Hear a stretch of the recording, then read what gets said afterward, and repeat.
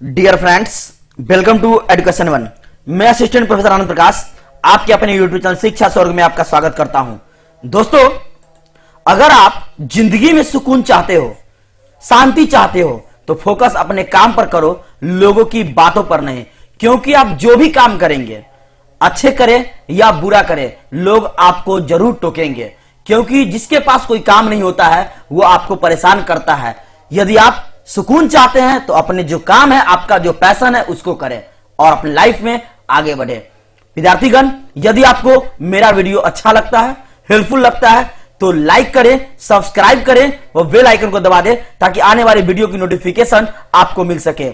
दोस्तों, आज के इस वीडियो में हम लोग 10वीं की राजनीतिक शास्त्र यानी कि पॉलिटिकल साइंस का चौथा पाठ को पढ़ेंगे, जिस चैप्टर का नाम है संघात्मक शासन व्यवस्था। चलते हैं प्रश्नों की ओर।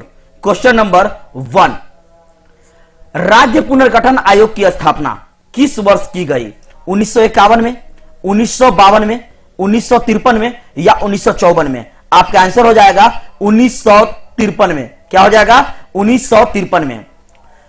भारत के स्वतंत्र होने के बाद भारत सरकार ने अंग्रेजी राज के दिनों के राज्यों को भाषाई आधार पर पुनर्गठित करने के लिए राज्य पुनर्गठन आयोग की स्थापना की थी। नेक्स्ट प्रश्न, क्वेश्चन नंबर 2, झारखंड राज्य का गठन किस तिथि को हुआ था? 1 नवंबर 2000, 10 नवंबर 2000, 15 नवंबर 2000 या फिर 20 नवंबर 2000? आपका आंसर हो जाएगा 15 नवंबर 2000। 15 नवंबर 2000 को जो है झारखंड अलग हुआ था, उसका गठन हुआ था। नेक्स्ट प्रश्न, क्वेश्चन नंबर 3, इनमें एकात्मक सरकार कहां नहीं है? कहां नहीं है?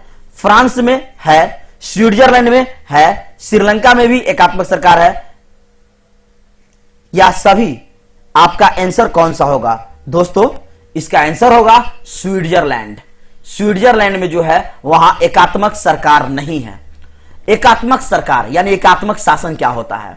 एकात्मक शासन वह होता है जिसके अंतर्गत संविधान के द्वारा शासन की समस्त शक्ति केंद्र सरकार में निहित करा दी जाती है और सरकार का अस्तित्व एवं शक्तियां केंद्रीय सरकार की इच्छा के अनुसार निर्भर करती है।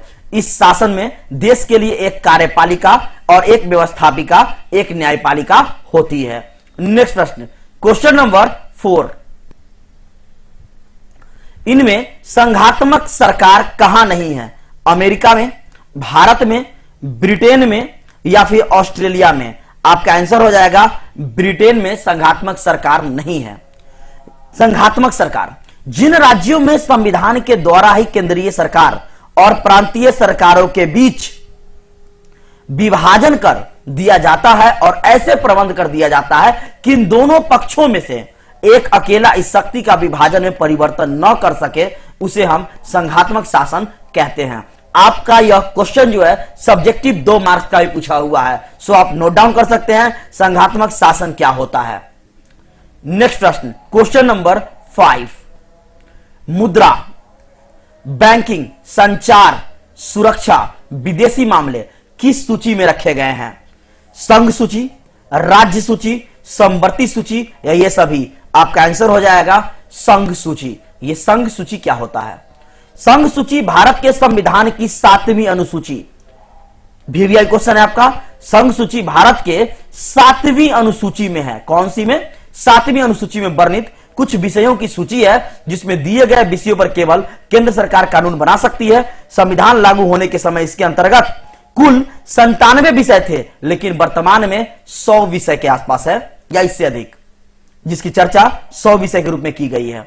नेक्स्ट प्रश्न, क्वेश्चन नंबर 6, भारत के किस राज्य को अपना संविधान रखने का अधिकार दिया गया है? पंजाब को, हरियाणा को, गोवा को, जम्मू कश्मीर को? तो इसका आपका आंसर हो जाएगा जम्मू कश्मीर। जम्मू कश्मीर को जो है 5 अगस्त 2019 तक भारत का एक राज्य था। वर्तमान में पढ़ा रहा हूं आपका, यह 5 अगस्त 2019 तक यह भारत का एक राज्य था, जिसे अगस्त 2019 में द्विविभाजित कर जम्मू और कश्मीर को जो है लद्दाख नामक 2 केंद्र शासित प्रदेशों के रूप में जो है विभाजित कर दिया, एक जम्मू कश्मीर और दूसरा लद्दाख के रूप में। नेक्स्ट प्रश्न, क्वेश्चन नंबर 7,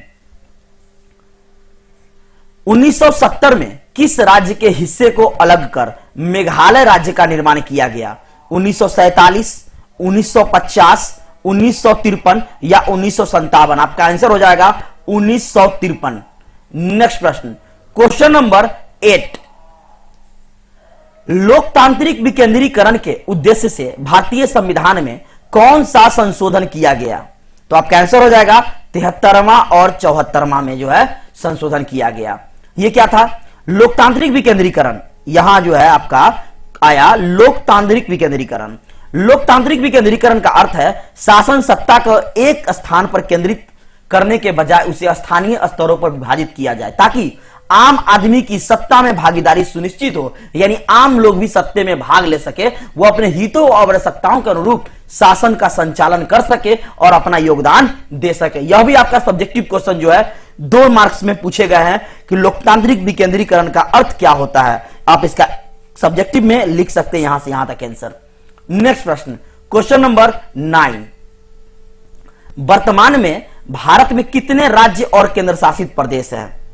वर्तमान में भारत में कितने राज्य और केंद्र शासित प्रदेश हैं? तो आपको मालूम होना चाहिए 28 राज्य और 8 केंद्र शासित प्रदेश हैं। 26 जनवरी 2020 से भारत में 8 केंद्र शासित प्रदेश हैं।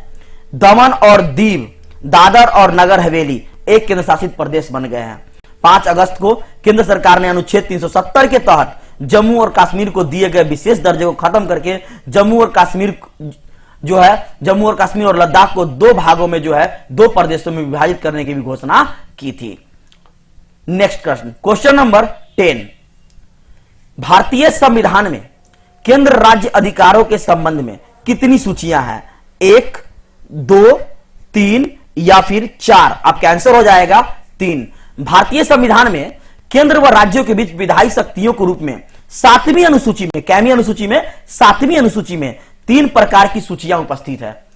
प्रथम आपका हुआ संघ सूची में महत्वपूर्ण विषयों को उल्लेख है जिसमें रक्षा, संचार, विदेशी नीति आदि पर शामिल है, जहां सिर्फ केंद्र के कानून प्रभावी होते हैं।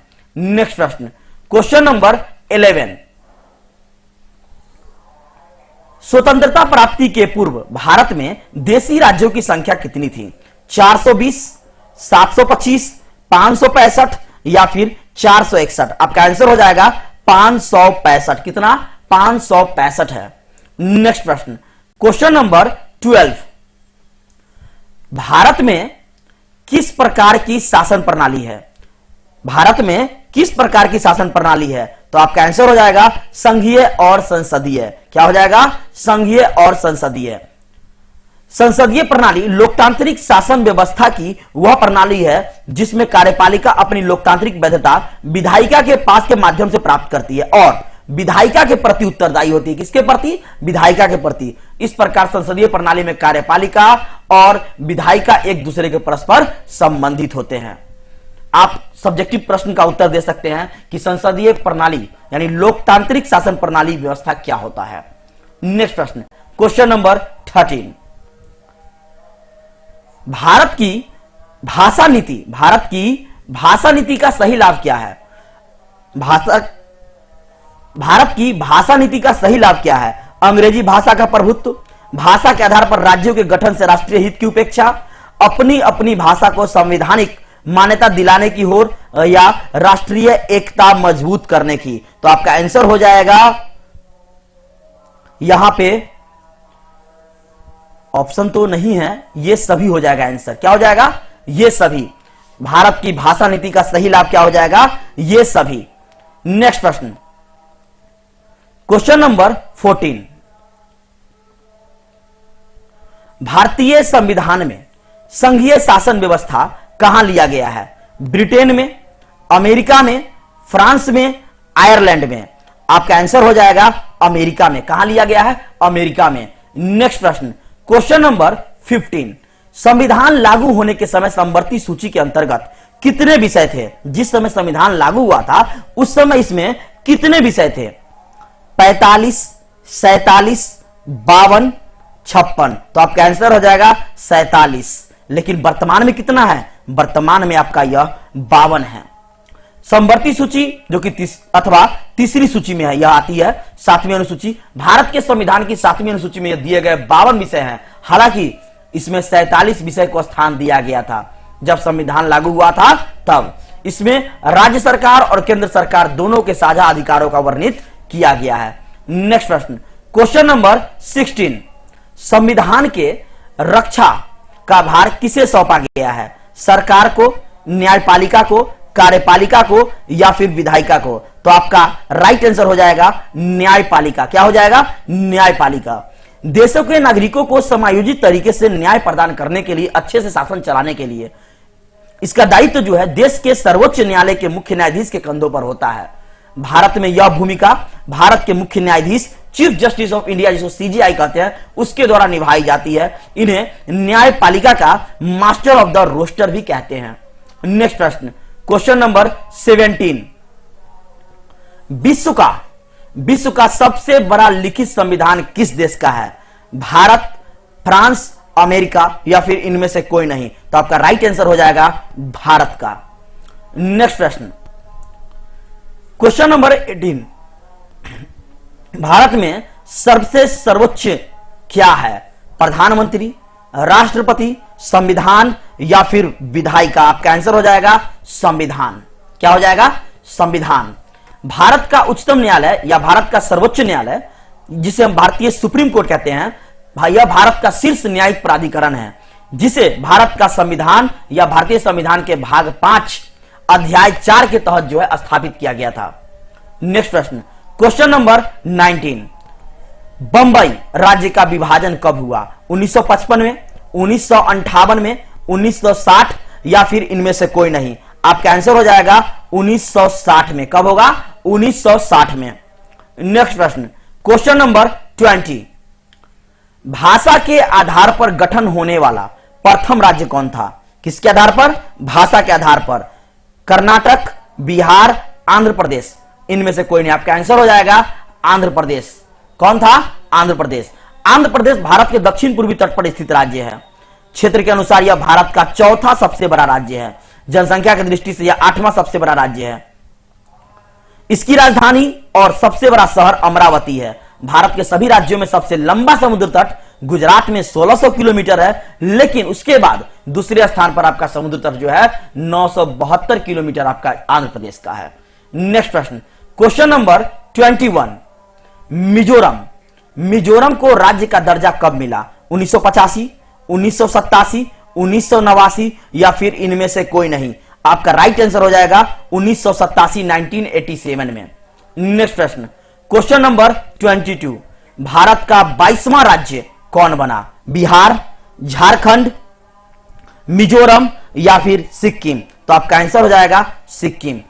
लेकिन कब बना था? यह बना था आपका 1975 में बना था। कब बना था? 1975 में सिक्किम जो है भारत का 22वां राज्य बना था। नेक्स्ट प्रश्न, क्वेश्चन नंबर 23, वर्तमान में भारत में कितनी अनुसूचियां हैं? 10, 12, 14 या फिर 16? आपका आंसर हो जाएगा 12। वर्तमान में भारतीय संविधान में 12 अनुसूची और 22 भाग है। भारत के मूल संविधान में 8 अनुसूचियां थी, परंतु वर्तमान में भारतीय संविधान में कुल 12 अनुसूची है। कितना? 12। नेक्स्ट प्रश्न, क्वेश्चन नंबर 24, भारत के संविधान में कितनी भाषाओं को मान्यता दिया गया है? 22, 32, 14, 16? तो आपका आंसर हो जाएगा 22।